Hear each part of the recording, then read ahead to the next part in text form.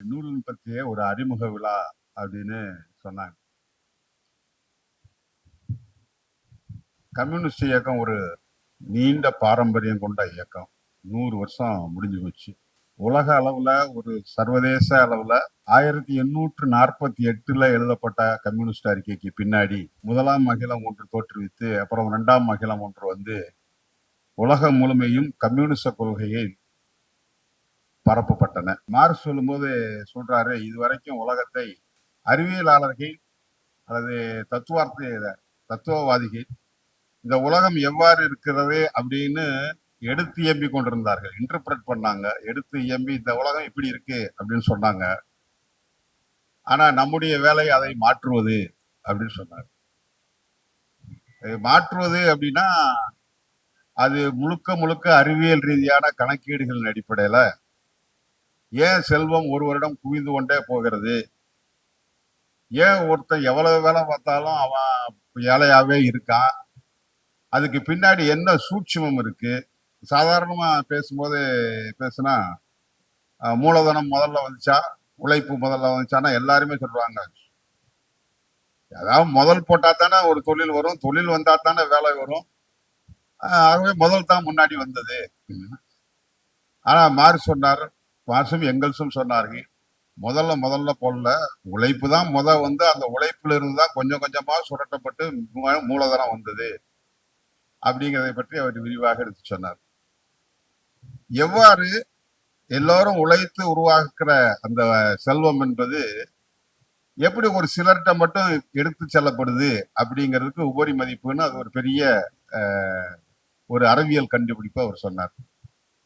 அது மட்டும் இல்ல, எவ்வாறு இந்த உலகம் வளர்ந்தது, வரலாற்று பொருள் முதல்வாதம் என்று சொல்வார்கள். தொடக்கத்திலிருந்து டார்வின் சொல்லியிருக்கிறாரு. எப்படி வந்து கொஞ்சம் கொஞ்சமா வளர்ந்தது அப்படிங்கிறது, அது முதல்ல அபீபாங்கிற ஒரு செல் உயிரி அதுல தொடங்கி எப்படி ஒன்னொன்னா வந்ததுன்னு டார்வின் சொல்லிட்டு போனாரோ, அதிலிருந்து இன்னும் தொடர்ச்சியாக மனுஷன் எந்த இடத்துல தொடங்கினா, அவன் எப்படி வந்து வேட்டையாடுபவனாகவும் வேட்டையாடப்படுபவனாகவும் எப்படி இருந்தான், அப்புறம் அவன் எப்படி வந்து நதிக்கரைகளுக்கு வந்து செட்டில் ஆனான், எப்படி வந்து விவசாயம் பண்ணான், விவசாயம் பண்ணும்போது அவனுக்கு ஏதாவது வாங்கா வரப்பு பட்டா இடம் பத்திர ஆபீஸ் எல்லாம் இருந்துச்சா, அதுக்கப்புறம் அதுக்கு இப்படி அதுக்கு தாண்டி போகும்போது அவர்களை தாக்கப்படுவதிலிருந்து பாதுகாக்கிறதுக்காக உழைப்பிலிருந்து கொஞ்சம் பேரை விடுவித்து தங்களை காப்பதற்கு ஆள் கொண்டு வந்தான்.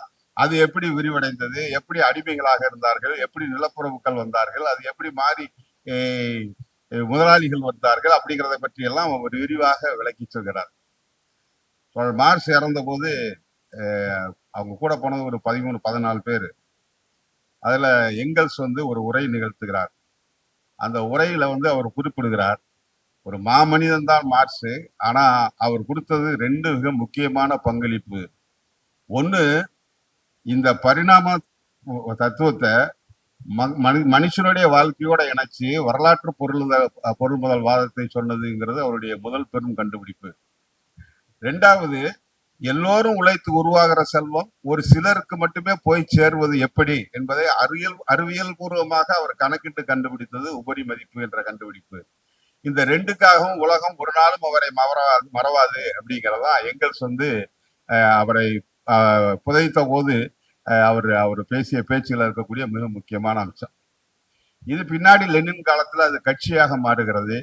ஏன்னா ஒரு தத்துவத்தை மட்டும் வச்சுக்கிட்டு இருந்தா பார்த்தாது, தத்துவத்தை கொண்டு செல்வதற்கான அமைப்பு வேணும் அப்படிங்கும்போது அதனாலதான் மார்க்சியம் லெனினியம் என்று சொல்கிறோம். லெனின் தான் கட்சி அமைப்பு. கட்சி என்றால் ஒன்று, அதை எவ்வாறு இருக்க வேண்டும், என்ன செய்ய வேண்டும், எங்கிருந்து தொடங்க வேண்டும், இதெல்லாம் ஒரு புத்தகத்தினுடைய தலைப்பு. என்ன செய்ய வேண்டும் என்று எழுதியிருக்கிறார், எங்கிருந்து தொடங்க வேண்டும் என்று எழுதியிருக்கிறார். ஆக இதையெல்லாம் பற்றி அவர் எழுதி கட்சி என்ற ஒரு கட்டமைப்பை உருவாக்கி காமிச்சார். அதன் மூலமாக சோவியத் யூனியனுடைய ஒரு புரட்சி ஏற்பட்டது. உலகத்தினுடைய முதலாவது தொழிலாளி வர்க்கத்தினுடைய அரசு என்பது அமைந்தது. அதுக்கு முன்னாடியே பாரிஸ் கம்யூன் இருந்ததுனாலும் நீண்ட காலம் நடந்தது அப்படிங்கிறது சோவியத் யூனியன். அங்க இருந்துதான் நம்ம இங்க இருந்து சோவியத் யூனியனுக்கு நிறைய போய் பார்த்து பழகி இதெல்லாம் எப்படி இருக்குன்னு பார்த்து, தந்தை பெரியார் அவர்களே சோவியத் யூனியனுக்கு போய் திரும்பி வந்த பிறகு அவருடைய சிந்தனை போக்கே வந்து வேறு மாதிரி மாறியது. இன்னும் சொல்ல போனா குழந்தைகளுக்கு பேர் கொடுத்தாக்கா அதுக்கு ரஷ்யா அப்படின்னு பேர் வச்சாரு, மாஸ்கோ அப்படின்னு பேர் வச்சாரு. அந்த அளவுக்கு அது ஒரு பெரிய தாக்கத்தை அவருக்கு ஏற்படுத்தி இருந்துச்சு. அதே போல கம்யூனிஸ்ட் போய் வந்து கத்துட்டு வந்து இது பண்ணாங்க. நம்ம சென்னையில தமிழ் மொழியே தெரியாத, தமிழ் என்றால் தமிழ் எப்படி இருக்கும், அது எழுத்து எப்படி இருக்கும், எப்படி பேச வேண்டும் என்று தெரியாத ஒருவர் அமீர் கைதர்கான் நம்ம சென்னைக்கு வந்து கம்யூனிஸ்ட் கட்சியை பரப்புவதற்கு தமிழ் என்றால் என்ன என்றே தெரியாத ஒருத்தர் தான் அங்க வர்றாரு. இங்க வந்து வாழ்றாரு, இங்க ஆளை தேடி பிடிக்கிறாரு. இவ்வளவு பெரிய அன்றைக்கு இவ்வளவு பெருசா இருக்காது. சென்னை மாநகரத்துல அறிமுகமே இல்லாத ஒரு ஆளு ரொம்ப தைரியமா ஒரு ஊருக்கு வந்து அங்க ஆளை பிடிச்சு இங்க இந்த தத்துவத்தை எல்லாம் இன்னைக்கு வரைக்கும் எளிதில் புரிந்து கொள்ள முடியாத தத்துவம் தான் சொல்லிட்டு இருக்கான். அது பூரா வெளிநாட்டு தத்துவம், நமக்கு அதுக்கு சம்பந்தம் இல்லைன்னு சொல்லிட்டு இருக்கான். அந்த தத்துவத்தை சொல்லி கொடுத்துடலாம் அப்படிங்கிற நம்பிக்கையோட வந்து நிஜமாவே ஆளை பிடிச்சி அவங்களுக்கு சொல்லி கொடுத்து இங்க கம்யூனிஸ்ட் கட்சி கிளையை உருவாக்கினார் அப்படிங்கிறதெல்லாம் நம்மளுடைய நீண்ட வரலாறுடைய தொடக்கம்.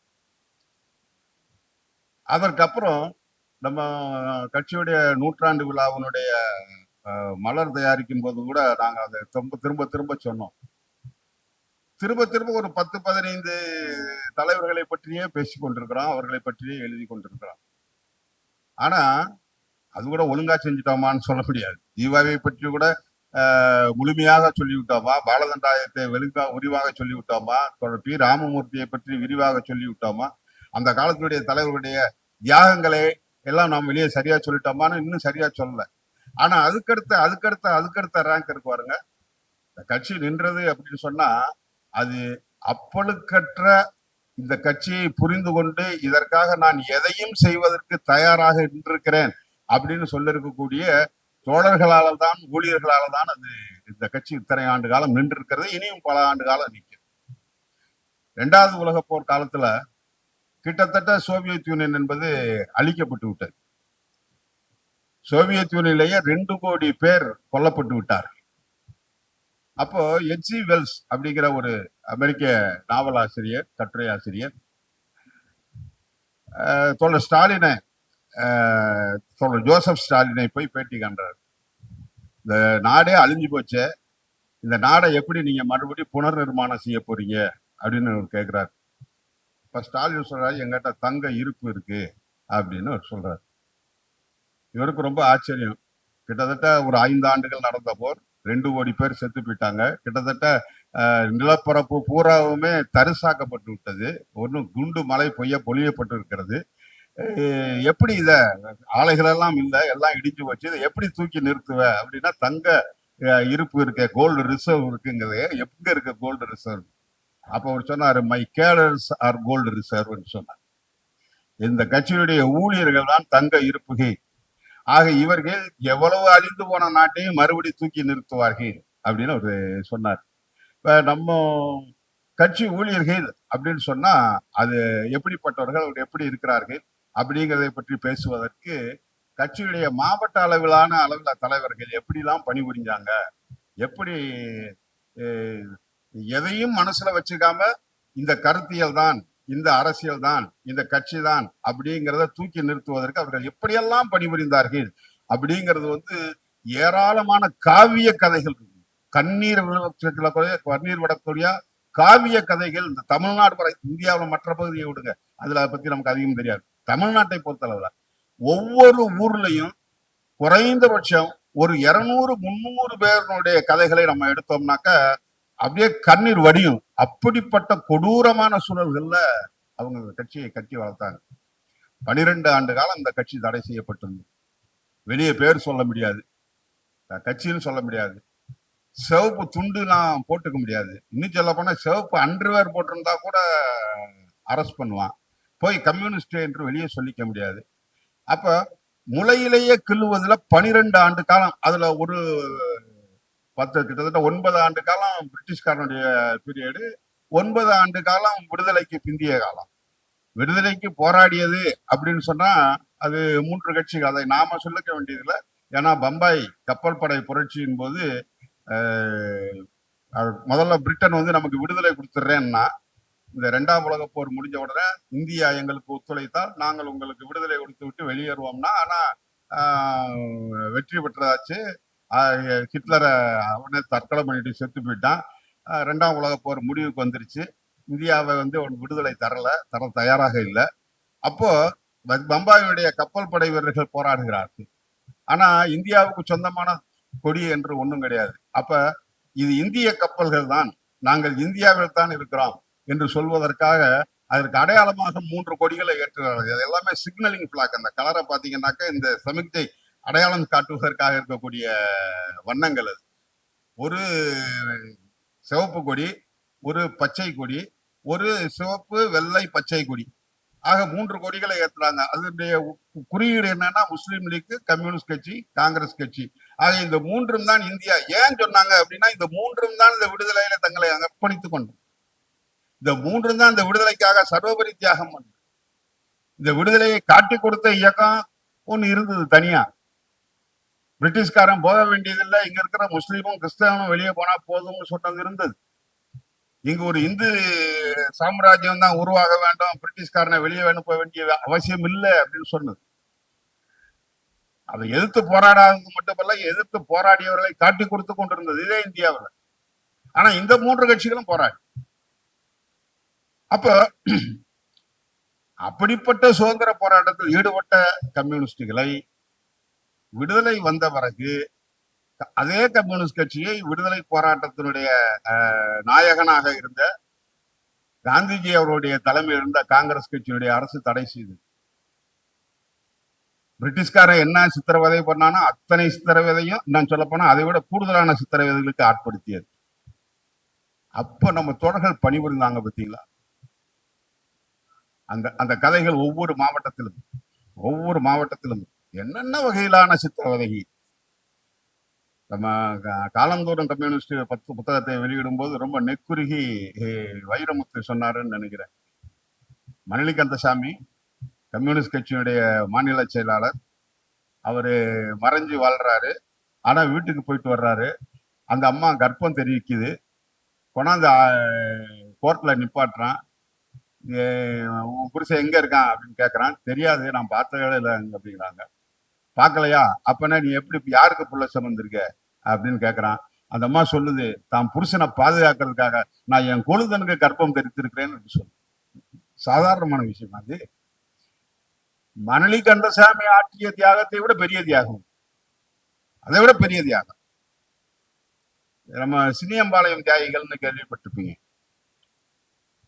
ஸ்டேன்ஸ் மில், அந்த கோயம்புத்தூர் அந்த பெரிய வட்ட பாலம் இருக்கே, அந்த பாலத்துக்கு கீழே இருக்கிற மில் ஸ்டேன்ஸ் மில். பாப்பம்மா அப்படின்னு ஒரு பெண் தொழிலாளி, தொழிற்சங்கத்துடைய தலைவர். திரும்ப திரும்ப போராட்டங்களை ஒடுக்க முயற்சி பண்ண போது கருங்காலிகளை என்ன பண்றான் அப்படின்னா, அந்த அம்மா வீட்டுக்கு ஷிஃப்ட் முடிஞ்சு போகும்போது தூக்கிட்டு போய் பாலியல் பலாத்காரத்துக்கு உள்ளாக்குறாங்க. 4 பேரு ஏஐடியுடைய கம்யூனிஸ்ட் கட்சியுடைய தொழிலாளிகள் வேலை பார்க்கறான். எவன்டான்னு தேடி பிடிச்சி அவனை போய் காலி பண்ணிட்டு வந்துட்டான். அந்த பொண்ணு இவங்களுக்கு சொந்தம் இல்லை, இவங்க உறவு இல்லை, இவங்க சாதி இல்லை, இவ சாதி சேர்ந்தவன் இல்லை. இப்ப சாதிக்காகத்தானே அருவாளத்துட்டு இருக்கிறாங்க, சாதி இல்லை. ஆனா என்னுடைய சக தோழி, என் சங்கத்தினுடைய தலைவி, 4 பேருக்கும் தூக்கு தண்டனை, 4 பேருக்கும் தூக்கு தண்டனை. அவங்களுக்கு சம்பந்தம் இல்லாத ஒரு நிலைதான் அது. தூக்கு தண்டனை ஏற்றுக்கொள்கிறார். ஏற்றுக்கொண்டவரை அவங்க கடைசி விருப்பம் என்னன்னு கேட்கிறாங்க. எங்க ஊர்ல என்னை புதைக்கணும், அதாவது சின்னியம்பாளையத்துல புதைக்கணும். எங்க 4 பேருக்கு 4 குழி தோண்டக்கூடாது, ஒரே குழி தோண்டி எங்க 4 பேரையும் அதுக்குள்ள அடக்கம் பண்ணணும்னு சொல்லி. அதே போல இன்றைக்கும் அவர்களுடைய நினைவு தினத்தன்னைக்கு சிபிஐயும் சிபிஎம்மும் சேர்ந்து ஊர்வலம் நடத்துகிறார்கள். இப்போ இன்னைக்கும் ரொம்ப ஆச்சரியமான கரம் என்னன்னா, என்னையும் ஒரு தடவை நானும் ஒரு தடவை போயிருந்தேன். சிபிஎம் கொடியை சிபிஐ தலைவர் ஏற்ற வேண்டும், சிபிஐ கொடியை சிபிஎம் தலைவர் ஏற்ற வேண்டும் என்று வைத்திருக்காங்க. நான் போன அன்னைக்கு ஒரு சிபிஎம் தலைவர் இருந்தாரு. நான் போனோம்னா சொன்னோம்னா சரி கொடி ஏற்றிச்சேன். அவருக்கு ரொம்ப தயக்கமாயி போச்சு. எப்படி அந்த கொடியை நான் ஏற்றுவேன் அப்படின்னு சொல்லி தயங்கிட்டாரு ரொம்ப. அவர் பேர் வேண்டாம். ஆனா பாருங்க, அப்படி நினைக்கிறவங்களை கூட அவங்க செத்து போய் எத்தனையோ வருஷமாச்சு, ஒன்னா வான்னு இழுக்கிறான் பாருங்க. அந்த மேடைக்கு ஒன்னா வா, 2 கோடி ஒன்னா ஏத்து அப்படின்னு சொல்ல வைக்கிறான் பாருங்க.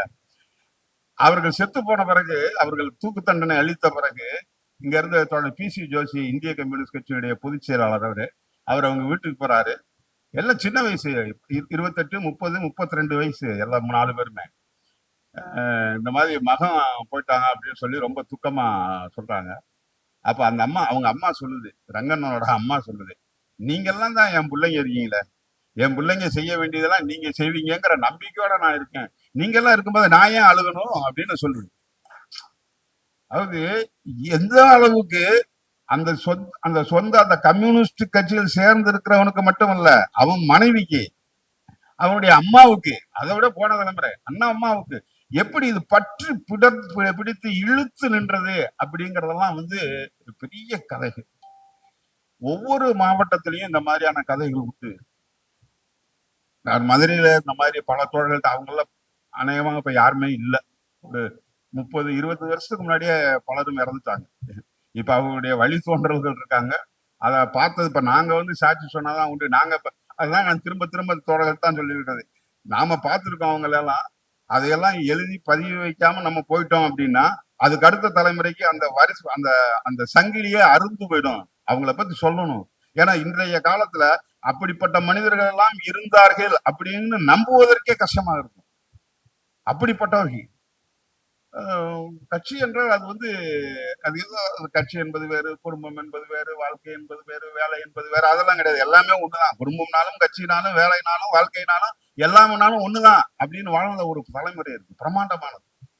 இப்ப இல்லைன்னு சொல்லிடல நான், இப்பவும் இருக்கிறார்கள். அந்த அளவுக்கு இல்லைனாலும் இன்னைக்கு இருக்கக்கூடிய சூழலுக்கு தகுந்த மாதிரி இன்றைக்கும் இருக்கிறார்கள். அப்படி இருப்பதால் தான் இந்த கட்சி இன்னைக்கு செங்கொடி பறந்துட்டு இருக்க தவிர, இல்லாட்டி இந்த செங்கொடி பறக்குவதற்கான வாய்ப்பு இல்லை. எல்லாம் அவருடைய உதிரத்திலும் உயிரிலும் சேர்ந்துதான் பறக்கிறதே தவிர, அது ஏதோ ஒரு எல்லா கட்சி கொடியும் போல அதுவும் ஒரு கொடி என்றால் எப்போவே அழிஞ்சு போயிடும். 1952 தேர்தல்ல இருந்த சின்னங்கள்ல கதிரர்வால் ஒன்று, வேற சின்னங்கள் இருந்தன. இன்னைக்கு வரைக்கும் எலெக்ஷன்ல மிஞ்சி இருக்கிற ஒரே ஒரு சின்னம் கதிரர்வால் மட்டும்தான். வேற எந்த சின்னமும் அன்னைக்கு இருந்த சின்னம் இல்ல. அன்னைக்கு இருந்த பல கட்சிகள் இன்னைக்கு இல்ல.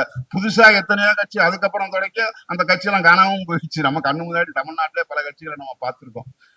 அப்ப இவற்றை இழுத்து பிடிப்பதற்கு இந்த இந்த ரேங்க் அண்ட் ஃபைல் என்று சொல்றாங்க தொண்டர்கள், இந்த கட்சிக்கு கீழே நின்று தலைவர்கள் வந்து மரமாக தெரியலாம், கனியாக தெரியலாம், காயாக தெரியலாம், இலையாக தெரியலாம், மரமாக தெரியலாம். ஆனா இந்த பெரும் கட்சி என்ற இந்த மரத்தை ஆழமாக வேறாக நின்று இழுத்து பிடித்துக் கொண்டிருப்பது யார் என்றால் இந்த கட்சியினுடைய உறுப்பினர்களாக இருக்கக்கூடிய தொண்டர்கள் தான். அவர்கள் இல்லாவிட்டால் இந்த மரம் சாய்ந்து. அப்ப அப்படிப்பட்டவங்களுடைய வரலாற்றை தொகுக்க வேண்டும். துரதிருஷ்டவசமாக நான் 100 மலர் தொகுக்கிற குழுவுல நான் ஒருங்கிணைப்பாளராக இருந்தேன். ஆனா எங்களால் அதை செய்ய முடியல. ஏனென்றால் அந்தந்த ஊர்ல இருந்து யாரு யாரு அப்படிங்கிறத பாக்குறது அப்படிங்கிறது ரொம்ப கடினமான விஷயம். பிரதாஸ் சந்திரன் எழுதியிருக்கக்கூடிய இந்த புத்தகம் இருக்கிறது அந்த பணியை செய்திருக்கிறது. இதுவும் கூட முழுமையான பணின்னு சொல்ல முடியாது. ஆனா ஒன்னொன்னா ஒவ்வொருத்தரா எடுத்து யாரு யாரு, இப்ப ஜீவா அப்படின்னா ஜீவா எந்த மண்ணுக்கு சொந்தக்காரன்னு தெரியல. ஜீவா நாஞ்சில் நாட்டுக்கு சொந்தக்காரர். ஆனா மதுரைக்கு போன இந்த ஊர்லதான் மறைஞ்சிருந்தாரு. திருவள்ளூர்ல எங்கெல்லாம் அவர் தலைமறைவாக இருந்தார், யாரெல்லாம் பாதுகாத்தாங்க அப்படிங்கிறதை பற்றி தோழத்தில் எழுதியிருக்கிறார். நிறைய விஷயங்கள் எழுதியிருக்கிறார். எப்படி அங்க தலைமை அதாவது திருவள்ளூர் அன்னைக்கு செங்கல்பட்டு மாவட்டம். செங்கல்பட்டு மாவட்ட விவசாய சங்க தலைவராக சி.கே. மாணிக்கம் செயலாளராக இருக்காரு, இவர் தலைவராக இருக்கிறார். எந்த ஊருக்கு போனாலும் அந்த மாவட்டத்துக்கு அவர் தலைவராக இருந்தாரு.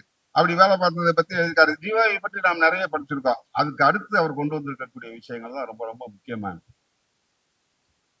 சி.கே. மாணிக்கம் அவர்களை பற்றி எழுதுறார். அவரு ராணுவ ஆயுத கடங்களை வேலை பார்த்தவர். ஆனா கம்யூனிஸ்டாக மாறுறாரு. கல்யாணம் ஆகுது. கல்யாணம் ஆகும் போது கம்யூனிஸ்ட் கட்சி சட்டவிரோதம்னு தடை செய்யப்படுது. அதனால கல்யாணமான கையோட தலைமறைவாயிறாரு. இது ஒருத்தருக்கு இல்ல, இந்த மாதிரி நிறைய பேருக்கு உண்டு. நிறைய பேருக்கு உண்டு. தலைமறைவாயிடுறாரு. அப்புறம் அவங்க போலீஸ் தேடி தேடி வந்து இந்த பெண்கள் இருக்காங்க பாருங்க, இந்த கல்யாணம் பண்ணிக்கிட்டவங்க, ஐயோ கல்யாணம் பண்ணிட்டவங்க, கல்யாணம் பண்ணிக்கிட்டவங்க, பொண்ணு கொடுத்தவன், பொண்ணு எடுத்தவன், வீட்டை வாடகை கொடுத்தவன், அவன் வீட்டுல குடியிருந்தவன், பக்கத்து வீட்டுக்காரன், மாமன், மச்சினன், ஒரு வயல அவங்க தூங்கவே விடல. அப்ப அது கடைசியில என்ன, புது மணமகள், புருஷன் மூஞ்சியே பார்க்கல, கல்யாணமானவன கைது. இப்ப வேற வழியே இல்லாம அவர் தலைமறைவாக்கும் மட்டும் இல்ல, இந்த மாவும் தலைமறைவாக வேண்டிய கட்டாயம் வருது. வேற வழி இல்லாம இதுக்கும் இதுக்கு இந்த அடக்குமுறைக்கும் எந்த சம்பந்தம் இல்லை. ஆனா தலைமறைவாகிறது அப்படிங்கிறத சொல்றாரு. அவர் சட்டமன்ற தேர்தலில் போட்டியிடுறாரு. போட்டியிடுறதுனாவே நம்ம இந்த போட்டியிடுற போஸ்டரே பாத்தீங்கன்னா அப்படி கும்பிடுற போஸ்டர் தான் இருக்கும். ஏன்னா கும்பிடாம சும்மா நிக்கிற போஸ்டர் இருக்காது. ஏன்னா கும்பிட்டு தான் போட்டோ எடுத்து, யாரும் கும்பிட்டுட்டு யாருமே போட்டோ எடுக்க மாட்டாங்க. சாமி கும்பிடும் போது கூட அப்படி போட்டோ எடுக்க மாட்டாங்க. இந்த எலெக்ஷன்ல மட்டும்தான் கும்பிட்டுட்டு, ஏன்னா கும்பிட்டுட்டு தான் இருக்கணும். அவர் போட்டோலையும் கும்பிட்டுட்டே இருப்பாரு. அப்ப ஜனங்களோட சேர்ந்து நின்று எல்லாத்தையும் சகித்து கொண்டு நான் உங்களுக்காக இருக்கிறேன்னு வரணும். இவரு போறாரு. போனா டீ கடையில தலித்துகளுக்கு வந்து தனி டம்ளர்ல கொடுக்குறா. இவர் கேட்க போனது ஓட்டு. ஓட்டுக்கடை டீ கடைக்காரன் ஓட்டு வேணும். இவர் என்ன பண்றாரு, எப்படி அப்படி கொடுக்குற அப்படின்ட்டு ஒரே தகராறு. அங்க பெரிய சண்டையை கிளப்பி வெளியே இருந்து ஆள்லா வர சொல்லி ஒரு பெரிய தகராறு பண்ணி, நீங்க ரெட்ட டம்ளர் இருக்கக்கூடாது அப்படின்னு சொல்றாரு. இதெல்லாம் நடந்தது வந்து இது எத்தனை 57. ஆனா இன்னைக்கும் திருவள்ளூர் மாவட்டத்துல முழுசு ஒழிஞ்சிருச்சா? எங்க மாவட்டம் மதுரை மாவட்டத்துல இன்னும் இருக்கு ரெட்டை டம்ளர் முறை என்பது. இப்ப ரெட்டை டம்ளர் கிடையாது. இப்போ வந்து கிளாஸ் கொடுத்தா வேற ஜாதி, அட்டை கப்பு கொடுத்தா வேற ஜாதி. இப்ப அந்த பழைய சிரட்டை மாறிடுச்சு, அலுமினிய டம்ளர் மாறிடுச்சு. அதுக்கு பதிலாக வேற காகித டம்ளர் இருந்திருக்கு.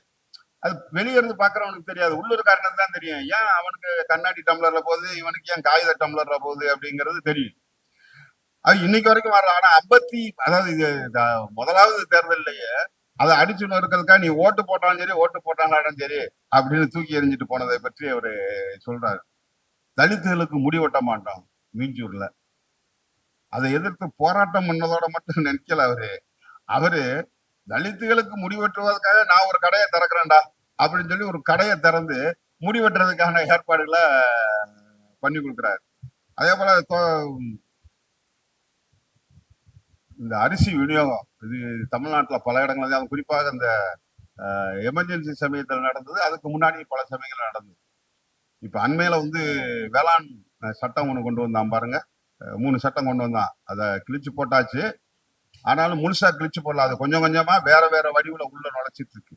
அது ஏதோ விவசாயிகளை பாதுகாக்கிறதுக்கான தான் அந்த போராட்டம் அப்படின்னு தான் பலரும் நினைச்சிட்டு இருந்தாங்க. ஆனா அது உண்மை இல்லை. அந்த வேளாண் சட்டங்கள்ல அத்தியாவசிய பொருட்கள் சட்டம் என்று ஒன்று இருக்கு. இப்போ அரிசி, கோதுமை, வெங்காயம், உருளைக்கிழங்கு, எண்ணெய் இதெல்லாம் வந்து இன்னைக்கு வந்து எசென்சியல் கமாடிட்டிஸ், அத்தியாவசிய பொருட்கள். இந்த அத்தியாவசிய பொருட்களை எனக்கு ரூம் நிறைய பூட்டி வச்சுட்டு நீங்க இருக்க முடியாது. இருந்தா அதுக்கு பேர் பதுக்கல்னு பேரு. பதுக்கல் ஸ்டாக்கு கிடையாது. வேற பொருளெல்லாம் வச்சிருந்தா அதுக்கு பேர் ஸ்டாக்கு. இந்த பொருட்களை வச்சிருந்தாக்கா அதுக்கு பேரு பதுக்கல். இப்ப இந்த பதுக்களை உடைச்சு எடுத்து மக்களுக்கு விநியோகம் பண்றது அப்படிங்கிறது ஒரு பெரிய போராட்டங்களா நீண்ட காலமாக நடந்திருக்கு. நம்ம தமிழ்நாட்டுல வெவ்வேறு இடங்கள்ல இது நடந்திருக்கு. ஜனங்களுக்கு வந்து சாப்பாட்டுக்கு ஒண்ணும் இல்லாம நிக்கிறாங்க. ஆனா மண்டபத்தை பிடிச்சி அங்க நெல்லு மூட்டையோ அரிசி மூட்டையோ இருக்கு அப்படின்னு சொன்னா அதை போய் உடைச்சு எடு, எவனா வந்தாலும் பார்த்துக்குவான். இவன் சாகிறத பார்த்துட்டு இருக்கிறத விட அதை உடைச்சு கொடுக்கறது பரவாயில்ல அப்படிங்கிற எண்ணம். தமிழ்நாட்டுல வந்து பட்னி சாவு என்பது வங்கத்தோட ஒப்பிடும்போது நமக்கு ரொம்ப ரொம்ப கம்மி. வங்கத்துல 1.5 லட்சம் பேருக்கு மேற்பட்டவர்கள் சோறு இல்லாம செத்து போனாங்க. யோசிச்சு பார்க்க முடியும். சோறு இல்லாம பிரிட்டிஷ்காரன் வணிக பயிர்களை பயிரிடணும், உணவு பயிர்களை பயிரிட வேண்டாம். ஏன்னா வணிக பயிர்கள் அவனுக்கு தேவை, அபிடி செடி தேவை அப்படிங்கிறதுக்காக அவனுக்கு தேவையான பயிர்களை பயிர் பண்ண வச்சு உணவுக்கு தேவையான பணிகள் இல்லாம பண்ணி செயற்கையாக உருவாக்கப்பட்ட பஞ்சத்துல லட்சக்கணக்கான பேர் இறந்து போனாங்க. அந்த சாவோட சேர்ந்துதான் இந்தியாவுக்கு விடுதலை என்பது வந்து. ஆனா தமிழ்நாட்டுல இந்த மாதிரி இல்லை. இதெல்லாம் ஒரு துடிப்போட நின்று இதெல்லாம் அடிச்சு உணர்ச்சிருக்காங்க.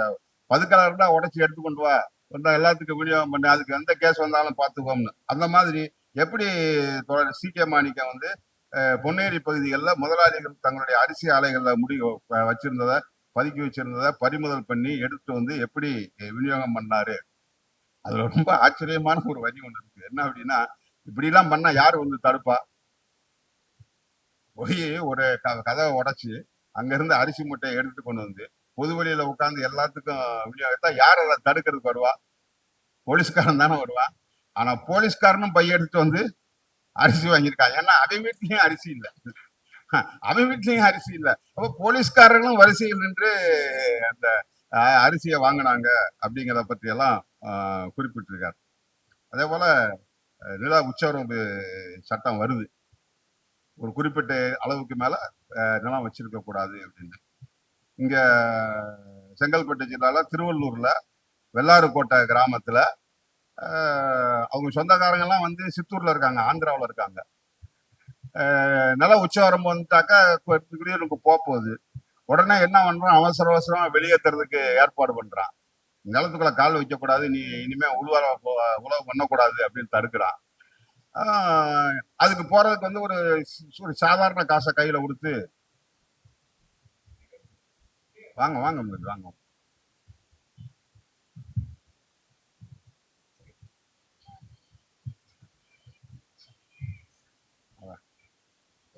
இந்தியன் எக்ஸ்பிரஸ் கையில கொஞ்சம் காசை கொடுத்து அனுப்புறதுக்கு பாக்குறான். விவசாயிக்கு அதை எதிர்த்து நிக்கிறதுக்கான வழி தெரியல, எப்படி எதிர்த்து நிக்கிறதுன்னு தெரியல. கடைசியில சீக்கிய மாணிக்கம் தான் படை திரட்டிட்டு போய் நின்று அந்த நிலச்சுவாந்தார்களை வெளியே விரட்டி விட்டு, இந்த நில உச்சரவு சட்டம் யாருக்கு நிலம் வேணுமா அவங்க கையில கிடைக்கணும் அப்படின்னா, நீ யாரா சொல்றதுக்கு வெளியே தள்ளி எத்தனை ஒரு கிட்டத்தட்ட கிராமங்கள் விடுவிக்கப்பட்டிருக்கின்றன. தெலுங்கானாவுல ஆயுதம் தாங்கிய போராட்டத்துல 4000 கிராமங்கள் விடுவிக்கப்பட்டன.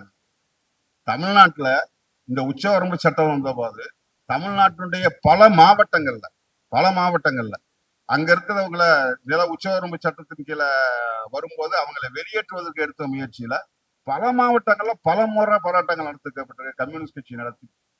இப்ப அதுல இங்க சீக்கிய மாணிக்கம் இங்க என்ன மாதிரியான முறையில அதை பங்கேற்றாரு, எப்படி வந்து அதுக்காக ஒப்பந்தம் போட்டாரு அப்படிங்கிறதை பற்றி இதுல ரொம்ப விரிவாக சொல்லியிருக்கிறார். அடுத்து ரொம்ப ரொம்ப முக்கியமான தலைவர் தோழர் C K Madhavan. C K மாதவனை பற்றி, சி கே மாதவனை பத்தியே ஒரு புத்தகம் ஏற்கனவே எழுதியிருக்கீங்கல்ல, தனியா ஒரு புத்தகம் எழுதியிருக்காரு. இதுல கொஞ்சம் கொஞ்சம் எல்லா வரும்போது ஒரு பேர் விட்டு போயிடக்கூடாது அப்படிங்கிறதுக்காக தனி புத்தகம் இல்ல, பல அத்தியாயங்களை கொண்ட புத்தகம் எழுதக்கூடிய அளவுக்கு அவ்வளவு பிரம்மாண்டமான சேவையாற்றியவர் தோழர் சி கே மாதவன் வரைக்கும். முதல்ல டியூசிஎஸ்ல தான் தோழர்கள் தான் வந்து சி கே மாதவன்னா யாரு, நான் மதுரையில இருந்து இங்க வந்த சமயத்துல சி கே மாதவன் எப்படிப்பட்டவர் அப்படிங்கிறத அறிமுகப்படுத்துறாங்க. அவருக்கு தொழிற்சங்கத்துல மட்டுமல்ல, கட்சியில மட்டுமல்ல, விவசாயத்தில் மட்டுமல்ல, இலக்கியத்தில் மட்டுமல்ல, பத்திரிகை துறை எல்லாவற்றிலும் சர்வாங்கமாக எல்லா பரிணாமங்களிலும் அவர் செயல்பட்ட ஒரு பெரும் தலைவர் அவர். நான் இங்க வர்ற சமயத்துல நம்ம தொழிலாளர் ஆணையர் அலுவலகத்துக்கு பக்கத்துல ஜீவா இல்லம்னு அரசாங்கம் வந்து தொழிற்சங்க தலைவர்களுக்காக ஒரு விடுதி கட்டியிருக்கு. ரொம்ப நாளா இருக்குது, எம்ஜிஆர் காலத்துல கட்டினது. அங்க தங்குறதுக்கு வருவோம், தங்குறதுக்கு இடம் இல்லாம. அங்க போனா சிகே வந்து இருப்பார், சி கே மாதவன் இருப்பாரு. அவருக்குன்னு பெர்மனண்டா ஒரு ரூம் அங்க இருந்துகிட்டே இருப்பாரு. வந்தோம்னா எந்நேரம் வந்து ஆளு வந்து பார்த்துட்டு போயிட்டே இருப்பாங்க. போனோம்னா வாங்க வாங்க உட்காருங்க அப்படின்னு பக்கத்துல உட்கார வச்சுக்குவாரு. ஏதாவது ஒரு விஷயத்துக்கு சொல்லுவாரு, ஒரு தீர்வு என்ன அப்படின்னு சொல்லுவாரு, அதுக்கு அடுத்து என்ன செய்யணும்னு சொல்லுவாரு. அப்படி சொல்லிக்கிட்டே இருக்கும்போது இந்த மதுரையில இருந்து முக்கியமான தொழிற்சங்க தலைவர் வந்திருக்காரு, நீங்க சொல்லுங்க. அவருடைய அனுபவத்துல என் வயசு அவ்வளவுதான் இருக்கும். ஆனா அவர் சொல்லுவார், எப்படி அடுத்த தலைமுறையை ஊக்குவிச்சு பாருங்க, இவர்கிட்ட கேளுங்க அப்படிம்பாரு, நீங்க பேசுங்க அப்படிம்பாரு. பெரிய அளவுக்கு ஒன்றும் தெரியாது, ஆனா பேசுங்க அப்படின்னு சொல்லுவாரு. அந்த மாதிரி ஆனா பின்னாடி அவரோட சேர்ந்து வேலை பார்க்குற பெரிய வாய்ப்பு எனக்கு கிடைச்சது. ஏன்னா நம்ம ஆவின்ல பால் பண்ணையில ஒரு நாள் மதுரையில வேலை பார்க்குறாங்க, சாரி ஆதரவு வேலை நிறுத்தம் பண்றாங்க. எம்ஜிஆர் முதலமைச்சராக இருந்த காலம் 1800 பேரை வேலையை விட்டு நீக்கி விடுகிறார். ஒரு அதாவது அனுதாப வேலை நிறுத்தம், அதுக்கு ஆதரிச்சு ஒரு நாள் நீக்கிறாரு. அப்ப தோழர் சி கே மாதவன் தான் அங்க லீடர்.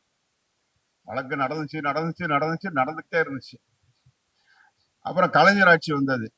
ஒரு 16 வருஷம் கழிச்சு பாரத போற 14 வருஷம் தானே, அஞ்ஞாத வாசமே 14 வருஷம் தான். நம்மால் 16 வருஷம் வேலை இல்லாம இருக்கான். அப்ப கே சுப்பராயன் வந்து எம்எல்ஏ. இவருடைய பேச்சு, இவருடைய தமிழ் வந்து கலைஞருக்கு ரொம்ப பிடிக்கும். அவரை திட்டினா கூட கொஞ்சம் நல்லா ரசிச்சு கேட்டுட்டு இருப்பாரு. அப்ப எந்திரிச்சிட்டுன்னு பேசுறாரு. ஏன்னா அது பேசும்போது நான் அந்த பார்வையாளர் மாடத்துல இருந்து அந்த பிரச்சனை வருதுங்கிறதுக்காக பார்க்க போயிருந்தேன்.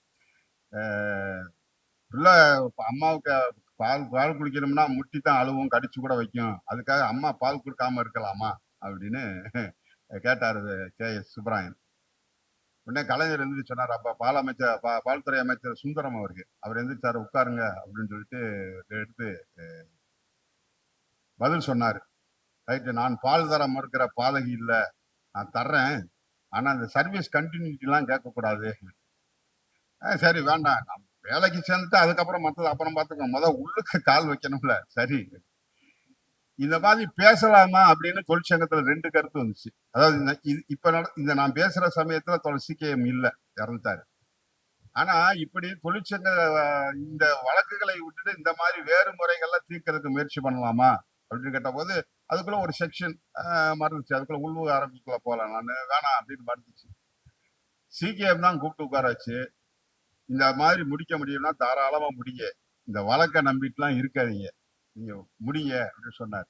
அதே மாதிரி போய் உட்கார்ந்து அதை முடிக்க முடிஞ்சது. ஆக சி.கே.எம் விட்ட பணிய அதுக்கப்புறம் வேற வழியே இல்லாம நான் அந்த சங்கம், எந்த சங்கத்துக்கு அவர் செயலாளராக இருந்தாரோ அந்த சங்கத்துக்கு நான் செயலாளரா இன்னைக்கு வரைக்கும் செயலாளரா இருக்கேன். அதுல இருந்து நான் பணியாற்றுவதற்கான ஒரு பெரிய வாய்ப்பு கிடைத்தது. அவருடைய அந்த அவர் அவர் எதுக்காக அந்த அந்த சேவையாற்றினாரோ அதை நிறைவு செய்தோம் என்ற திருப்தி எனக்கு உண்டு. அதே போல இன்னொன்னு அதையும் இவர் சொல்லியிருக்காரு. அலமாதியில ஒரு சென்ட்ரல் கவர்மெண்ட்டுக்கு சொந்தமான ஒரு பால் பண்ணை இருக்கு. அதுல விவசாய தொழிலாளியா இருந்தவங்களை பூரா வேலையை விட்டு நீக்கிட்டான். சி.கே.எம் காலம் அது. சி.கே.எம் உடம்பு சரியில்லாம போனதுக்கு அப்புறம் எஸ். ஜெகன் அதனுடைய தலைவராக தேர்ந்தெடுக்கப்பட்டார். அவர் ஒரு 10 வருஷம் இருந்தார். அதுக்கப்புறம் அவர் சிக்காயிட்டாரு. அவர் என்னைய கூப்பிட்டு, என்னால போக முடியாது, அதனால இனிமே நீங்க போங்க அப்படின்னாரு. அதுக்கப்புறம் நான் போனேன் அந்த சங்கத்துக்கு தலைவரா. எத்தனை வருஷம் நடந்திருக்குமோ? 38 வருஷம் நடந்திருக்கு வழக்கு. 38 ஆண்டு காலம் ஒரு வழக்கு. ஒண்ணுமில்ல, விவசாய கூலி. கடைசியில ஹைகோர்ட்டுக்கு, சுப்ரீம் கோர்ட்டுக்கு போயிட்டு ஹைகோர்ட்டுக்கு வந்த பிறகு இந்த வழக்கு முடிகிற வரைக்கும் அவங்க கடைசியா வாங்கிய சம்பளத்தை கொடுத்துருங்க அப்படின்னு சொன்னான். உடனே நம்ம வக்கீல் வந்து பரவாயில்ல, கடைசியா வாங்கின சம்பளத்தை கொடுத்துருங்க. கடைசியா வாசிக்கிற சம்பளம் எவ்வளவு அப்படின்னு போய் பார்த்தா ஒரு மாசத்துக்கு ₹3.80. ஒரு மாசத்துக்கு ₹3.80. ₹3.80 கொடுக்கறது என்னங்க பெரிய விஷயமாங்க? வேண்டாங்க, நீங்க அதை இது பண்ணுங்க. இப்ப சமீபத்துல ஒரு அஜய் கோஷ் தான் அந்த வழக்கை கடைசியா நடத்தினாரு. ஒரு 4-5 மாதங்களுக்கு முன்பு அந்த வழக்கில் தீர்ப்பு வந்து அவங்களுக்கெல்லாம் வந்து அவங்க வாழ்நாள நினைச்சு பார்க்காத அளவுக்கு இன்றைய சம்பளத்தின் அடிப்படையில போட்டு அவங்களுக்கு, ஏன்னா 90% பேர் இறந்துட்டாங்க, மிச்சம் இருக்கவங்களும் கைத்தடி ஊனிட்டு இருக்காங்க. அப்ப அவங்களுக்கெல்லாம் வந்து அது கிடைச்சது. ஆகவே நம்ம திருவள்ளுவர் தோழர்களுக்கும் பிரதாப் சந்திரனுக்கும் தெரியும்னா அந்த 2 பணியை நான் நிறைவேற்றி சி.கே.எம் அவர்கள் விட்டு சென்ற பணியை என்னால் நிறைவேற்றுவதற்கான ஒரு பெரிய வாய்ப்பு எனக்கு தொழிற்சங்கத்தில் இருந்தது மூலமாக கிடைச்சது. சி.கே.எம் இறந்தது அப்படிங்கிறது டெல்லியில ஒரு பேரணிக்கு போயிருக்கோம். ஒரு ரூம்ல இருந்தாரு, உடம்பு சரியில்லை, நீங்க எல்லாம் போயிட்டு வாங்க. அப்பெல்லாம் ஊர் சுத்துறது, டெல்லிக்கு போனா கல்கத்தாக்கு போனா உடனே ஊர் சுத்தி பாக்குறதுன்னு ஒரு 2 நாள் சுத்துறது அப்படிங்கிறது ஒரு வழக்கமா இருந்தது. இப்ப எல்லாம் எந்த வேலைக்கு போறோமோ அந்த வேலையை முடிச்சுட்டு உடனே அடுத்த தடவை எப்படி ட்ரெயின்லயோ அல்லது பிளேன்லயோ கால் வைக்கிறதுன்ட்டு அடுத்த பக்கம் திரும்பாம வந்துடுறோம். ஆனா அன்னைக்கு சின்ன வயசுல அப்படிலாம் இருந்துச்சு. எல்லாரும் போயிட்டு வாங்க அப்படின்னு அனுப்பிச்சவரு திரும்பி நாங்க வந்த போது அவர் உயிரோட இல்ல. அவருடைய உடம்பை கூட அங்க கொண்டு வர முடியாத ஒரு துர்ப்பாக்கியமான சூழல் ஏற்பட்டது. ஆனா அவர் தூக்கி பிடித்த அந்த செங்கொடியை அவர் எந்தெந்த பணிகள் எல்லாம் பணியாற்றினாரோ அதுல எல்லாம் வந்து அந்த தொடர்ச்சியாக ஏஐடியூசியால், கம்யூனிஸ்ட் கட்சியால் செய்ய முடிந்தது. அவருக்கு அடுத்தடுத்து வந்த தோழர்கள் அந்த பணியை ஏற்றுக்கொண்டார்கள். அதுதான் ரொம்ப முக்கியம். அந்த சங்கிலி தொடர் தான் ரொம்ப ரொம்ப முக்கியம். அதே போல இங்க தோல் ஷாப் இருந்துச்சு. ஆனா இந்த பெரிய அளவுக்கு தோல் ஷாப்னு சொல்லுவாங்க, தோல் பதனிடுதல் மற்றும் தோல் பொருள்கள் உற்பத்தி செய்தல். முதல் தோல் பதனிடுதல் தான் ரொம்ப முக்கியமானது. நம்ம சென்னையை சுற்றி குரோம்பேட்டு, இதை இருந்ததை விட அதிகமா இருந்த இடம் அப்படிங்கிறது திண்டுக்கல், அதுக்கப்புறம் ஈரோடு. இவர் சென்னையில பிறந்த வளர்ந்த சி.கே.எம் தமிழ்நாடு முழுமையும் தொழிலாளர்களுக்கான தலைவராக விளங்கினார். அவர் தான் பேச்சுவார்த்தையில கலந்துக்குவார், அவர் தான் ட்ரிபியூனல்ல போய் ஆஜராவார். முன்ன தொழிற்சங்க தலைவர்கள்னா அவங்க நேரா கோர்ட்ல போய் ஆஜராகிற வழக்கம் இது. இப்ப கொஞ்சம் கொஞ்சமா குறைஞ்சிக்கிட்டே வருது அது. தொழிற்சங்க தலைவராக இருந்தா கோர்ட்டுக்கு போய் வாதாடுவதும் தொழிற்சங்க ஊழியர்களுடைய ஒரு பங்காக இருந்தது. ஆக அப்படிப்பட்ட சிகேஎம்ஐ பற்றி அவர் குறிப்பிட்டிருக்கிறார். அதுக்கடுத்து தோழர் எம்எஸ்ஆர் விடுதலை போராட்ட வீரர், அவரை பற்றியும் நிறைய விஷயங்கள் இருக்கு. திருவள்ளூர் மாவட்ட கட்சியினுடைய செயலாளராக இருந்த தோழர் உத்தரகுமார், அவரை பத்தி அவர் திருவள்ளூரை பத்தி அவர் சொல்றாரு, இது ஊமைகளுடைய மாவட்டம், என்ன பிரச்சனை வந்தாலும் திரும்பி பேசாத எந்திரிச்சு பேசாத ஒரு மாவட்டம். சேலத்துல இப்படி ஒரு பிரச்சனை நடந்தா, திருச்சியில ஒரு பிரச்சனை நடந்தா, அட விழுப்புரத்துலயாவது ஒரு பிரச்சனை நடந்தா எல்லா கட்சிக்காரனும் ஒன்னா சேர்ந்துக்குவான், எல்லாம் சேர்ந்து அதை தீர்க்கணும்னு தான் நிற்பான். ஆனா நம்ம திருவள்ளூர் மாவட்டத்துல மட்டும் இவன் சாதியா பிரிஞ்சுக்கிறான், கட்சியா பிரிஞ்சுக்கிறான், ஒன்னா சேர்ந்து நிக்க மாட்டேங்கிறான், பேசவே மாட்டேங்கிறான் அப்படின்னு, மக்கள் பிரச்சனைக்காக போராட முன் வருவதில்லை அப்படின்னு பேசி, இப்படி பேசுறது என்பது அந்த மக்களை ஒதுக்கி தள்ளுவதற்காக அல்ல. இப்படி எல்லாம் பேசி பேசிய உனக்கு சொரணம் இருக்கா, உனக்கு சூடு இருக்கா அப்படின்னு சொல்லி சொல்லியே போராட்டங்களுக்கு ஒன்று திரட்டுவதுதான் சாதாரணமான விஷயம் இல்ல. செங்கல்பட்டு மாவட்டம் என்பது தமிழ்நாட்டுல தஞ்சை டெல்டாவுக்கு அடுத்தபடியாக மிக அதிகமாக நெல் உற்பத்தி செய்யக்கூடிய மாவட்டமாக இருந்தது. இப்ப கொஞ்சம் கொஞ்சமா விளை நிலத்தை பூரா சாப்பிட்டுக்கிட்டே இருக்கானுங்க. ஆனா தஞ்சைக்கு அடுத்தபடியாக இந்தியாவுடைய தமிழ்நாட்டுடைய நெற்களஞ்சியம் என்று சொன்னால் அது செங்கல்பட்டு மாவட்டம் தான். இது ஏரிகளுடைய மாவட்டம். பாசனம் என்பது 10 அடியில தண்ணி வந்துகிட்டு இருந்த மாவட்டம். இன்னும் இத்தனை பேர் போய் அம்பத்தூர்ல அங்கேயும் இங்கேயும் தொலை போட்டு அள்ளி கொண்டு வந்துகிட்டு இருந்தாலும் இன்னைக்கும் அமுத சுரவி மாதிரி தண்ணி அள்ளி கொடுத்துக்கிட்டு இருக்க மாவட்டம் திருவள்ளூர். அப்படி சொன்னது ஏதோ அவர்களை கைவிடுவதற்காக இல்ல, அவர்கள் எல்லாம் ஒன்று திரட்டி போராட்டத்துக்கு கொண்டு வருவதற்காக. தோழர் குருதாஸ் தாஸ் குப்தா தலைமையில விவசாய தொழிலாளர்களுக்கான ஒரு குழு அமைக்கப்பட்ட போது தஞ்சாவூருக்கு அடுத்தபடியாக கள அளவுல நின்று ஆய்வு செஞ்சது அப்படிங்கிறது செங்கல்பட்டு மாவட்டத்துல தான். ஏன்னா செங்கல்பட்டு மாவட்டத்துல தான் அத்தகைய போராட்டங்களை நடத்திய தலைவர்களும் ஊழியர்களும் கூட இருந்தார்கள் அப்படிங்கிறது அதுக்கு ரொம்ப ரொம்ப முக்கியமான விஷயம். அடுத்து சரவண விஷயம், ஹிந்துஸ்தான் மோட்டார். இப்ப இதுலதான் நான் குற்றவாளி மாதிரி நிக்கிறேன். அது ரெண்டுக்கு ரொம்ப சந்தோஷமா அதை நாங்கள் முடித்து விட்டோம்னு சொன்னோம். இதை இன்றும் முடிக்க முடியவில்லை. ஹிந்துஸ்தான் மோட்டாருக்காக நூற்றுக்கணக்கான ஏக்கர் நிலங்கள் கையகப்படுத்தப்பட்டு, அது யாரு, அவன் பிர்லாவோட கம்பெனி ஹிந்துஸ்தான் மோட்டார்ஸ், அது அம்பாசடர் கம்பெனி உற்பத்தி பண்ணது. ஆனா அவன் அந்த காரை உற்பத்தி பண்ணல, அவன் வேற இதெல்லாம் உற்பத்தி பண்ணான். நிலத்தை எடுத்துக்கிட்டான். வீட்டுல நிலம் அவங்க கண்ணு முன்னாடியே அவங்க நிலம் இருக்கு. ஒட்டுமொத்தமா வாங்கினதுல 4ல ஒரு பக்கத்துல கூட தொழிற்சாலை இல்ல, முக்கால்வாசி நிலம் சும்மா கிடக்கு. இப்ப கண்ணு முன்னாடி நிலம் இருக்கு பயன்படுத்தாம, காசும் பெரிய நஷ்ட ஈடு வாங்கிடல. ஒரு ஏக்கருக்கு ஒரு சென்ட்டுக்குரிய காசு கூட கிடைக்கல. அப்படிங்கும்போது நாங்க வாடுறோமே அப்படிங்கும் போது அதை கொண்டு போய் அதை ஒன்றா சேர்த்து பிரம்மாண்டமான போராட்டங்களை தொடர்ச்சியா கொஞ்சம் வருஷம் இல்ல, 7-8 வருஷம் இருக்கும், 8-9 வருஷத்துக்கு நான் 9 வருட காலம் ஹிந்துஸ்தான் மோட்டார்ஸுக்கு நிலம் கொடுத்த விவசாயிகள் சங்கம் அப்படின்னு ஒரு பேர் வச்சு அதுல போராட்டம் நடத்தி, அதுல எல்லாரும் போக முடியல, கொஞ்சம் பேர் போனாங்க. எத்தனை பேர் பண்ணீங்க? 167 பேர், 167 பேர் வேலைக்கு போனாங்க. அது ஃபேக்டரி ஆரம்பிச்சு ஒரு வேலைக்கு போய் அவங்க கிட்டத்தட்ட ரிட்டையர் ஆகிற அளவுக்கு அந்த ஃபர்ஸ்ட் ஜெனரேஷன் ஒர்க்கர் வந்ததுக்கு அப்புறம் இவங்களுக்கு வேலை கிடைக்குது. நிலத்தை உரியவர்களுக்கு அல்ல, அவருடைய மகன்களுக்கு அல்லது அவருடைய பேரன்களுக்கு வேலை கிடைக்குது. துரதிஷ்டம் என்னன்னா அவங்க ரிட்டையர் ஆகிற வரைக்கும் அந்த கம்பெனி இல்லை. அது முன்னாடி இன்றைக்கு வந்திருக்கக்கூடிய தாராளமய கொள்கைகளுடைய விளைவு கொஞ்சம் கொஞ்சமா அது இந்த வெளிநாட்டு கம்பெனிகளுக்கு, பிரான்ஸை சேர்ந்த கம்பெனிக்கு கொடுக்கப்பட்டு விட்டது.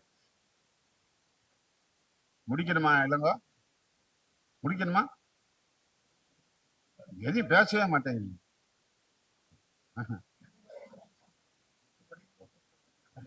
மணி 7:40. அப்படி சொல்லிட்டால பரவாயில்ல. ஆக அவரை பற்றி இதுல எழுதியிருக்கு. அப்புறம் இன்னொரு மாவட்ட செயலாளர் தோழர் ஹரிகரன். எப்படிப்பட்ட ஹரிகரன் தெரியுமா? அவருடைய அம்பத்தூர்லயே வெளி மாவட்டங்கள்ல இருந்து தங்கி அங்க குடியிருந்து வேலை பார்த்துட்டு இருந்த தோழர்களுக்கு சீட்டு வாங்கி கொடுத்து அவங்களா கவுன்சிலரா ஜெயிக்க வச்சுட்டு தான் ஜெயிக்க முடியாத தொகுதியில தோத்து போனாரு. இப்படி ஒரு ஆளை பார்க்க முடியுமா? ஜெயிக்கிற தொகுதியை தேடி போயிட்டு எனக்கு எடுத்துக்கிட்டு அப்புறம் மத்தவனுக்கு கொடுக்கறதுக்கு இல்லாம மத்தவங்களுக்கு ஜெயிக்கிற தொகுதியை கொடுத்துட்டு தன்னுடைய தொகுதி இல்லாம வேற தொகுதியை வாங்கி தோத்து போன ஆளு அவரு. அதுல அவர் அதை ரொம்ப அழகா சொல்லியிருக்காரு. நிஜமா இப்ப என்னுடைய வயசுல இருக்கவங்க எல்லாம் நாங்க வந்து நிஜமா இதுக்காக இயங்குறோம். நான் இனிமேல் செத்தாலும் நிம்மதியா சாவேன். நான் பிடிக்கக்கூடிய செங்கொடியை பிடிக்க நீங்க எல்லாரும் வந்துட்டீங்க. எனக்கு இப்பவே சாவு வந்தாலும் சந்தோஷம் தான். இளைஞர்களை பார்த்து இன்னும் அவர் சாகும்போது அப்படி ஒன்றும் பெரிய சாகுற வயசுலாம் இல்லை. 49 வயது. 49 வயதுலயே எனக்கு அடுத்து என் கொடியை பிடிக்கிறதுக்கு நீ வந்துட்ட அப்படின்னு சந்தோஷப்படக்கூடிய ஒரு மனுஷன். அவன் வந்து ஒரு மாவட்ட செயலாளரா இருந்து நான் செத்து போறதுக்கு நான் தயாரா இருக்கேன்னு சொல்றதுலாம் எப்படிப்பட்டவர்களாக இருக்கு. எனக்கு நிறைய குறிப்புகள் எடுத்து வச்சிருக்கேன். இந்த கூட்டத்துல பேசுவதற்கு எனக்கு வாய்ப்பு கொடுத்ததுக்கு ரொம்ப முக்கியமான விஷயம் என்ன அப்படின்னா, இது வரி வரியாக படிப்பதற்கான வாய்ப்பு. நம்ம அப்பதான் படிக்க வைக்க முடியும். அப்ப இதே போன்ற ஒவ்வொரு மாவட்டத்திலையும் இது போன்ற நூல் தொகுப்பு அப்படிங்கிறது ரொம்ப ரொம்ப அவசியம். இதுவே போதாது. இன்னும் சொல்ல போனா சரவணர் இருக்காரு, மாவட்ட துணை செயலாளராக இருக்கிறார். நாங்க எல்லாருக்கும் வைக்கக்கூடிய வேண்டுகோள் என்னன்னா, வட சென்னை மாவட்ட செயலாளர் இருக்காரு, மத்திய சென்னை மாவட்ட செயலாளர் இருக்காரு, தென் சென்னை மாவட்ட செயலாளர் இருக்காரு. இந்த புத்தகம் மாதிரி நம்ம இதுல பணிபுரிந்தவர்களை எல்லாம் நீங்கள் இப்போது ஆவணப்படுத்தி தராவிட்டால் உங்களுக்கு அடுத்த தலைமுறையில் இப்படிப்பட்டவர்கள் எல்லாம் நம்முடைய இயக்கத்தையும் இந்த மக்களையும் காப்பாற்றுவதற்காக வாழ்ந்து தங்களுடைய வாழ்நாளெல்லாம் அர்ப்பணித்திருக்கிறார்கள் என்ற அந்த பெரும் புராணம், பெரும் வரலாறு இல்லாம போகும். எப்பவோ இருந்த ராமனை பற்றி இன்றைக்கு வரைக்கும் பேசிட்டு இருக்கான். ஆனா நம்ம கண்ணு முன்னாடி தியாகம் பண்ணவனெல்லாம் நம்ம பேசாமே இருக்கோம். ஆகவே இவற்றை பதிவு செய்வதற்கு நீங்க எல்லாம் ஏற்பாடு செய்யணும். இந்த புத்தகத்தை வாங்கி எல்லோரும் படிக்கணும். திருவள்ளூர் மாவட்டத்துக்கு செங்குருதி சிந்தியவர்களுடைய முக்கியமான சிலருடைய வாழ்க்கை வரலாறு மிகச் சுருக்கமாக இருக்கிறது. படிப்பதற்கேற்ற புத்தகம். பிரதாப் சந்திரனுடைய நடையை பற்றி நான் சொல்ல வேண்டாம். இது வந்து எங்கேயுமே தங்கு தடை இல்லாத நடை. ரொம்ப ரொம்ப சின்ன சின்ன நீண்ட வரி இல்லை, ரொம்ப ரொம்ப சின்ன வரி. சின்ன குழந்தை கூட ஒரு 6வது படிக்கிற குழந்தை கூட படிச்சா கூட புரியும். ஆக புரிகிற விதத்தில் சொல்ல வேண்டியதை நறுக்கென்று சொல்லியிருக்கிறார் தோழர் பிரதாப் சந்திரன். அவருக்கு பாராட்டுகள். இந்த வாய்ப்புக்கு நன்றி, வணக்கம். அன்பார்ந்த தோழர்களே, நம்முடைய தோழர் டி எம் மூர்த்தி அவர்களின் சிறப்புரைக்கு பிறகு இப்போது நூல் வெளியீடு நம்முடைய பேரன்பிற்குரிய தோழர் மு வீரபாண்டியன் அவர்கள் வெளியிட தோழர் பாலம் இருளப்பன் அவர்கள், தோழர் கே முத்தையா காக்காய்ச்சிறு நிலை இதழாசிரியர் முத்தையா அவர்கள், திருவள்ளூர் மாவட்டம் துணை செயலாளர் தோழர் சரவணன் அவர்கள், தோழர் புலவர் உதய மு வீரையன் அவர்கள்,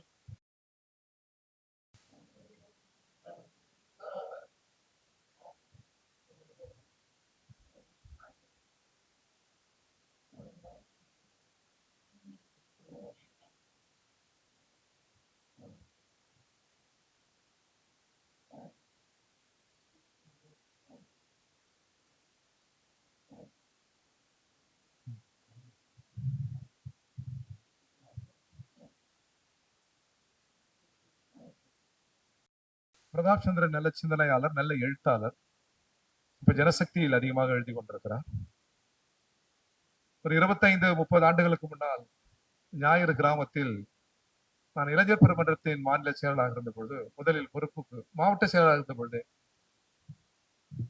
அவரது கிராமத்திற்கு செல்கிற வாய்ப்பு கிடைத்தது. அங்கே ஒரு இளைஞர் மன்ற அமைப்பை நாங்கள் உருவாக்கினோம். ஏறத்தாழ 30-35 ஆண்டுகளுக்கு பிறகும் அங்கே உருவாக்கிய அமைப்பு இன்னும் உயிரோடு இருக்கிறது. அங்க இருந்த மிக சாதாரண ஒரு இளைஞர் இன்றைக்கு ஒரு பிரம்மாண்டமான வளர்ச்சியை பெற்றிருக்கிறார். ஜனசக்தியில் அவரது எழுத்துக்களை நான் படிப்பதுண்டு, ரசிப்பதுண்டு. ஜனசக்தி இது போன்ற ஏராளமான எழுத்தாளர்களை பயிற்றுவித்துக் கொண்டே இருக்கிறது. இன்றைக்கும் பலர் எழுதுகிறார்கள். அங்கே பெற்ற பயிற்சி தான் இது போன்ற புத்தகங்களுக்கான நல்ல வாய்ப்பை உருவாக்கி இருக்கிறது. நான் கூட ஒரு 35 ஆண்டுகளுக்கு முன்னால் நான் எழுதிய கட்டுரையை ஆர்கே கண்ணன் அதை ஜனசக்தியில் பிரசுரித்து அதை நான் பார்த்து அதை 2-3 பேர் தட்டி கொடுத்து நல்ல சிறப்பான எழுத்து என்று சொன்ன பிறகுதான் எழுதுகிற அந்த ஆர்வமே நமக்கு பிறந்தது. அப்பொழுதுதான் நல்ல எழுத்து அல்ல, அரசியலும் புரியாது. ஆனால் கட்சி தலைவர்கள் அதை ஊக்குவித்தார்கள். பிறகு அரந்தை நாராயணன், தாப்பாண்டியன் பலர் எழுத்துக்களை ஜனசக்தியில் படித்துதான் அந்த எழுதுகிற ஆர்வமே பிறந்தது. நாங்கள் எல்லாம் சில புத்தகங்கள் எழுதியிருக்கிறோம், ஜனசக்தியில் கட்டுரை எழுதுகிறோம் என்று சொன்னால் எங்களுக்கான பயிற்சி களமே ஜனசக்தி தான் என்பதை இந்த நேரத்திலே மிகுந்த மகிழ்ச்சியுடன் பெருமையோடு நான் பதிவு செய்ய விரும்புகிறேன். எனவே இந்திய விடுதலை போர் வரலாற்றில் துவங்கிய ஜனசக்தி இன்னும் களமாடுகிறது, அது போராடுகிறது, அது பயிற்றுவிக்கிறது. தொடர் பிரதாப் சந்திரன் ஞாயிறு கிராமம் மட்டுமல்ல, சென்னை முழுவதுமே அமைப்பை கட்டி வளர்ப்பதில் பெரும் பங்காற்றியவர். இளைஞர் பெருமன்றம் பல்வேறு இடங்களில் இன்றைக்கும் தழைத்திருக்கிறது என்று சொன்னால் அதில் பிரதாப் சந்திரனுக்கு ஒரு பெரும் பங்கு உண்டு. அவரே சொன்னது போல் இது போன்ற தோழர்களை பற்றி எழுதுகிற ஒரு சிந்தனையை நீங்கள் எழுதிய தொடர் பயணம் என்கிற நூல் படித்ததால் அந்த ஆர்வம் எனக்கு பிறந்ததாக சொல்வார். அடிக்கடி அவர் சொல்லிவிட்டார். ஒரு 30 ஆண்டுகளுக்கு முன்னால் தொடர் பயணம் என்கிற நூலை இளைஞர் பெருமன்றத்தில் பாடுபட்டு மறைந்த தொடர்களை பற்றி எழுதிய பதிவர். அதிலே இயக்கங்களை பற்றி குறிப்பிட்டாலும் சிறு வயதிலேயே இறந்து போன தோழர்கள், முகம் தெரியாத தோழர்களை பற்றிய பதிவது. அப்பொழுதே 2000 பிரதி வெளியிட்டோம், 2000 விற்றுவிட்டது. யாராவது கேட்டால் அதை தர மறுக்கிறார். எனவே முகம் தெரியாத போர் வீரர்கள் நமது இயக்கத்தில் இருக்கிறார். அறிவில் சிறந்தவர்கள், அமைப்பை கட்டுகிறவர்கள், மக்கள் நலனில் அக்கறை கொண்டவர்கள், மக்கள் தலைவர்களாக உருவெற்றிருக்கிறவர்கள் பலர் அப்படியே மண்ணுக்குள் புதையுண்டு போய்விட்டார். அவர்களுக்கு விளம்பர வெளிச்சம் ஏதும் இல்லை. எனவே அது போன்றவர்கள் எல்லாம் அவர்களது திறமையெல்லாம் ஒரு பதிவு செய்வது என்பது சாதாரணமானதல்ல, அது நமது கடமையும் கூட.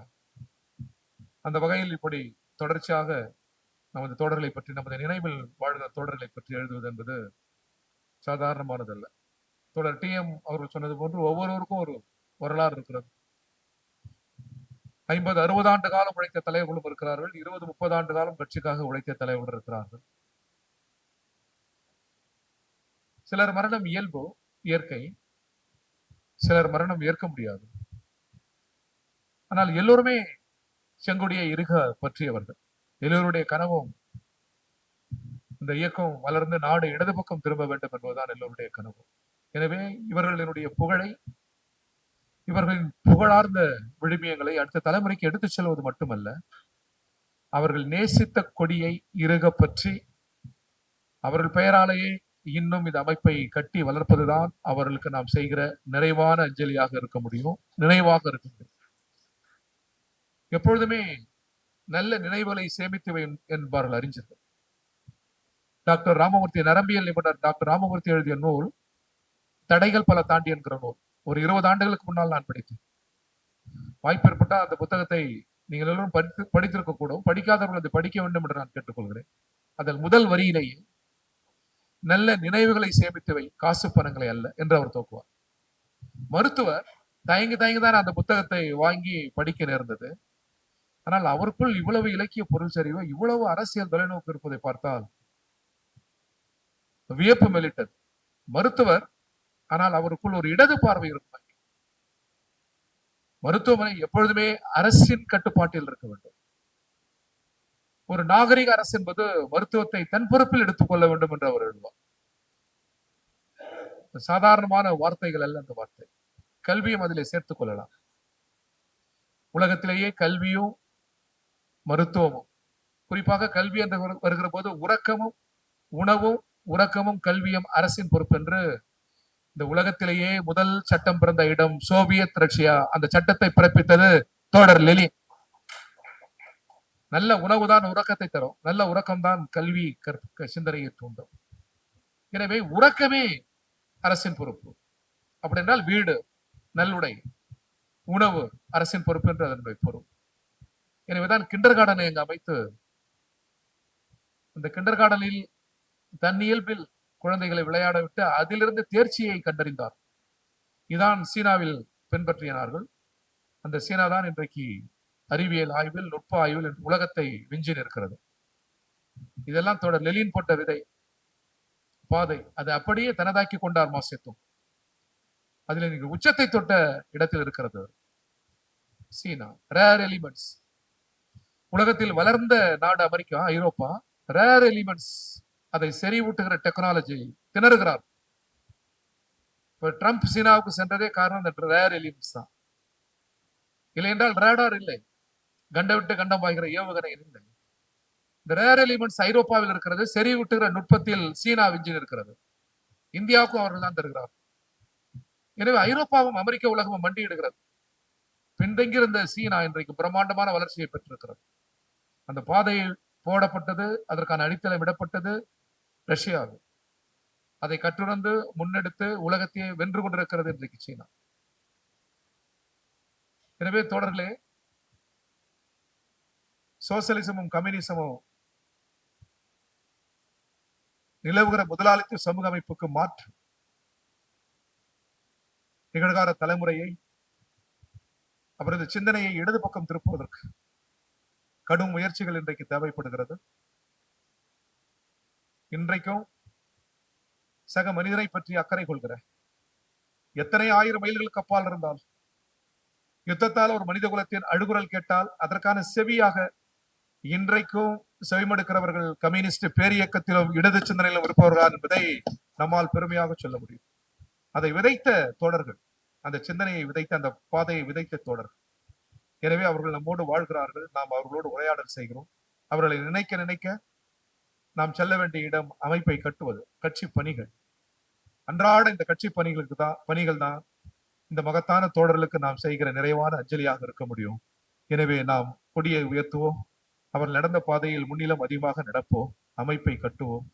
இன்றில்லாவிட்டால் நாளை மறுநாள் இந்த நாடும் உலகமும் இடது பக்கம்தான் என்பதில் எந்த மாற்றமும் இல்லை, எந்த சந்தேகமும் இல்லை. இந்த கொடி வெல்லும், இந்த தோழர்களின் கனவு வெல்லும். உங்களோடு சேர்த்து அவர்களை நான் நினைவு கொள்கிறேன். இந்த அரிய முயற்சியில் ஈடுபட்டிருக்கிற பிரதாப் சந்திரன் எழுத்து நடை வரப்பட்டிருக்கிறது, அவர் இன்னும் எழுத வேண்டும். ஜனசக்தியில் நல்ல சூழல் அமைந்திருக்கிற இடம் அது, அங்கே படிக்கலாம், எழுதலாம். இந்த பணிகளோடு கொஞ்சம் ஓய்வு கிடைக்கிற போது இன்னும் பல நூல்களை அங்கிருந்தான் அவர் எழுதுகிறார் என்று நான் நினைக்கிறேன். இன்னும் எழுத வேண்டும். அவர் நல்ல மென்மேலும் உயர்ந்த இடங்களை பெற வேண்டும். அவருக்கு இந்திய கம்யூனிஸ்ட் கட்சியின் தமிழ்நாடு மாநில குழுவின் சார்பில் இதயபூர்வமான வாழ்த்துக்களை சொல்லி விடைபெறுகிறேன். நன்றி, வணக்கம். சென்னை ஒய்எம்சி பட்டிமன்றமும் தமிழ்நாடு கலை இலக்கிய பெருமன்ற சென்னை மாவட்ட குழு இணைந்து நான் எழுதிய செங்கொடி காத்த தீரர்கள் நூலை இன்றைக்கு ஒரு சிறப்பான முறையில் அறிமுகப்படுத்தியிருக்கிறது. இந்த நிகழ்விற்கு தலைமையேற்று சிறப்புரையாற்றி அமர்ந்திருக்கின்ற இந்திய கம்யூனிஸ்ட் கட்சியினுடைய தமிழ் மாநில செயலாளர், அன்பிற்கும் மரியாதைக்குரிய தோழர் மு. வீரபாண்டியன் அவர்களே, சிறந்த ஒரு ஆய்வு சொற்பொழிவை நூலை குறித்து ஆற்றி அமர்ந்திருக்கின்ற ஏஐடிசியினுடைய தேசிய செயலாளரும் இந்திய கம்யூனிஸ்ட் கட்சியினுடைய தேசிய நிர்வாக உறுப்பினருமாக ஜனசக்தி ஆசிரியர் தோழர் டி.எம். மூர்த்தி அவர்களே, வரவேற்புரையாற்றிய கலை இலக்கிய பெருமன்றத்தின் சென்னை மாவட்ட செயலாளர் கணபதி இளங்கோ அவர்களே, இந்த நிகழ்வில் பங்கேற்க வருகை தந்திருக்கின்ற இலக்கிய ஆர்வலர்கள், கட்சியினுடைய முன்னணி தலைவர்கள் அனைவருக்கும் முதலில் எனது நன்றி கலந்த வணக்கத்தை தெரிவித்துக் கொள்கின்றேன். நாளை மலர்கின்ற புதுயுகத்தை காணுகிற பாக்கியம் இல்லாதிருந்தும் தனது இன்னுரை எவன் எழுதுகிறானோ அவன்தான் மாவீரன். அப்படிப்பட்ட மாவீரர்கள் தான் இந்த புத்தகத்தில் இருக்கிற 20 தோழர்களும். யாரும் நாளை மலர்கிற பொதுவுடைமை சமுதாயத்தை நாம் பார்ப்போம் என்பதற்காக உழைக்கவில்லை, பாடுபடவில்லை, உயிரை இழக்கவில்லை. ஆனால் தோழர் மூவீரர் சொன்னதை போன்று இன்று இல்லாவிட்டால் நாளை, நாளை இல்லாவிட்டால் நாளை மறுநாள் என்றால் ஒரு நாள் ஒரு புது யுகம் பூக்கும், அங்கு இந்த சமூகம் நல்ல முறையில் வாழும் என்பதற்காக உழைத்தார்கள். அவருடைய லட்சிய கனவுகளை ஈடேற்றுவதற்கு அவர்கள் பிடித்த செங்கொடியை நாமும் பிடித்து களமாட வேண்டிய தேவையை உணர்த்துவதற்காகத்தான் இந்த நூல். எனவே எதிர்காலத்தில் அந்த தியாக சுடர்களின் கனவை நிறைவேற்றுவோம். நன்றி, வணக்கம். நிகழ்ச்சியின் இறுதி பகுதியாக நன்றி உரை. தோழர் NS பிரதாப் சந்திரன் எழுதிய செங்கொடி காத்த தீரர்கள் என்ற நூலை வெளியிட்டு சிறப்புரையாற்றிய தமிழ் மாநில செயலாளர் சிபிஐயின் தமிழ் மாநில செயலாளர் தோழர் மு. வீரபாண்டியன் அவர்களுக்கும், சிறப்புரையாற்றிய தோழர் டி.என். மூர்த்தி அவர்களுக்கும், ஏற்புரை நல்கிய NS பிரதாப் சந்திரன் அவர்களுக்கும், இந்த நிகழ்ச்சியை மிகச் சிறப்பாக வந்திருந்து வாழ்த்தி ஏற்றுக்கொண்ட உங்கள் அனைவருக்கும் நன்றி. அத்துடன் ஒரு ஆலோசனை, கட்சிக்கும் சேர்த்து இது ஒரு ஆலோசனை. என்ன ஆலோசனைனா, இத ஒரு மாவட்டத்திலையும் இந்த மாதிரி செங்கொடி வேர்கள் அப்படின்ற தலைப்புல கூட ஒவ்வொரு மாவட்டத்திலும் இருக்கக்கூடிய இருந்த போராளிகளை பற்றிய தகவல்களை தொகுத்து நூலாக வெளியிடலாம் என்ற ஆலோசனையை முன்வைத்து இந்த நிகழ்ச்சி சிறப்பாக நடைபெற உற்ற துணையாக இருந்த ஒவ்வொருவரையும் வணங்கி நன்றி பாராட்டி அமைகிறேன். நன்றி, வணக்கம். அடுத்த வாரம் மணிவாசகர் பதிப்பக மேலாளர் இராம குருமூர்த்தி அவர்களுடைய அகவை 71 பாராட்டு விழா. அனைவரும் வந்திருந்து அந்த பாராட்டு விழாவில் நீங்களும் வாழ்த்தி பாராட்டி மகிழுமாறு கேட்டுக்கொள்கிறோம். உங்கள் அனைவரையும் நன்றி பாராட்டி அமைகிறேன். நன்றி, வணக்கம்.